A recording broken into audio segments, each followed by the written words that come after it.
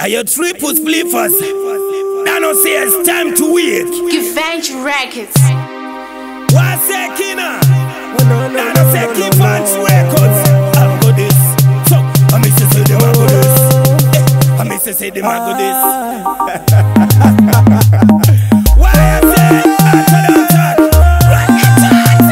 When you need no sanda, sekupura jika ndina nguva yekureta kutsvaga mubhedha anzi kwamatako takuunza meta ringava zuva ratobuda kana mwedzi wega ndinoshanda sekupura jika ndina nguva yekureta kutsvaga mubhedha anzi kwamatako takuunza meta ringava zuva ratobuda kana mwedzi wega nzira yangu iri straight ndimbodimbutira ndikaneta kuzorora ndotosimudzira ndotoshanda ndoda kusimukira usatipa usazoti ndakaziya saka chipo changu inini ndakadira mashoko avo chiri chipo vanotondibira ona mazuva ose vondipfimbikira koti mbichi kusabate ndozvautafira inini ndinoshanda sekupfura jeka ndina nguva yekureta kutsvaga mubhedha anzi kwamatako takuunza meta ringava zuva ratobuda kana mwedzi wega ndinoshanda sekupfura jeka ndina nguva yekureta kutsvaga mubhedha anzi kwamatako takuunza meta ringava zuva ratobuda kana mwedzi wega chimbo changu chimwe chete chinounza mhepo izwi rangu seredhiyo robuditsa eko kuda kuraya vamwe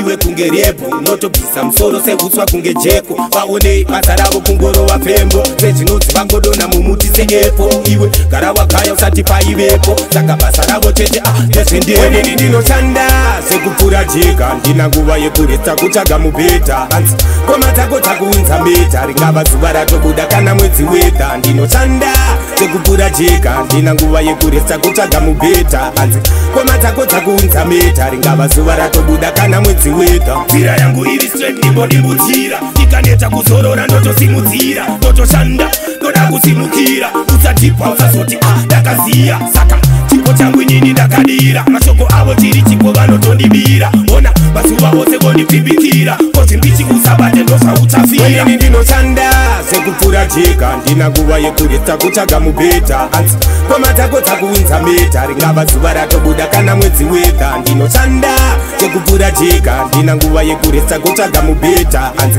kwamatako takuunza meta ringava zuva ratobuda kana mwedzi wega Givenchy Records.